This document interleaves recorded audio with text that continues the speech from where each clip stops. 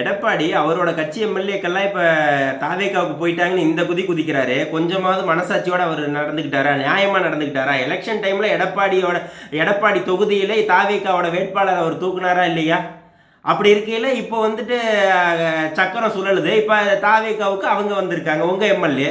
நீங்கள் நியாயமாக நடந்துக்கிட்டீங்களா? நான் எடப்பாடி கேட்குறேன். எங்கள் எடப்பாடி நீங்கள் வந்து நியாயமாக நடந்துக்கிட்டீங்களா? 234 தொகுதியிலையும் நின்ன தாவேக்கா வேட்பாளர்களில் எந்த இடத்துலையாவது இந்த மாதிரி நடந்ததா? உங்கள் தொகுதியில் மட்டும் ஏன் அந்த வேட்பாளரை தூக்குனீங்க? ஸோ அப்போ நீங்கள் பண்ணது உங்களுக்கு இப்போ தாவேக்கால பண்ணுறாங்க, அவ்வளோதான். இதை வந்துட்டு நம்ம தவறுன்னு எடுத்துக்க முடியும்? நீங்கள் பண்ணது ஃபஸ்ட்டு தவறுங்க. நீங்கள் தாங்க ஃபஸ்ட்டு தாவேக்காவை அட்டாக் பண்ணீங்க. அவங்க உங்களை எந்த இடத்துலையாவது அட்டாக் பண்ணாங்களா? ஏதாவது இடைஞ்சல் கொடுத்தாங்களா உங்களுக்கு? ஆனால் எல்லா இடத்துலையும் ஃபஸ்ட்டு தாவேக்காவை இரிட்டேட் பண்ண வேலையை ஃபஸ்ட்டு ஆரம்பித்தது யாருன்னா எடப்பாடி. இப்போ இதே எடப்பாடி ஆட்சிக்கு வந்து அவருக்கு பதவிக்கு இக்கட்டான சூழ்நிலை இருந்திருந்தாருந்தா கண்டிப்பாக அவரும் இதையே தான் பண்ணியிருந்திருப்பார். ஸோ இதில் நியாய தர்மம் பேசுகிறதுக்கு எடப்பாடிக்கு எந்த விதமான அருகதையுமே இல்லைங்கிறேன்.